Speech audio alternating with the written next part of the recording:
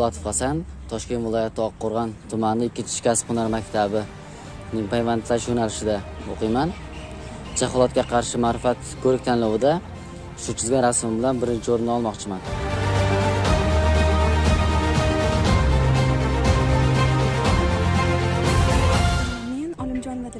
Olimjon qizi mana shu Ikkinchi son kasb-hunar maktabida iqtisodiy fanlar o'qituvchisi hisoblanaman. Mana bugun Oqqo'rg'on tuman Ikkinchi son kasb-hunar maktabida jaholatga qarshi ma'rifat mavzusi yuzasidan o'tkazilayotgan eng yaxshi plakat nominatsiyasidagi tanlov bo'lib o'tmoqda.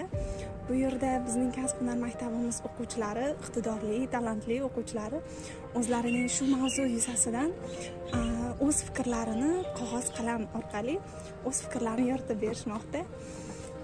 Bu tanlovda meni o'quvchim Jabbor va Robiya ham qatnashmoqda. Shu mavzu yuzasidan o'zimning bilim va ko'nikmalarimni bermoqdaman va ular o'zlarining dunyoqarashlari orqali shu mavzuni o'zlarining fikrlarini mana shu qalam orqali qog'ozda o'z fikrlarini yoritib bermoqda. Bugungi tanlovda qatnashayotgan barcha o'quvchilarga omad tilab qolaman va tumanimizda mana shu maktabimizning yuzini yorug' qilib, shu tanlovda juda ham go'zal bir chizgan suratlari bilan iz qoldiradi degan umiddaman. Barcha o'quvchilarga omad tilab qolaman.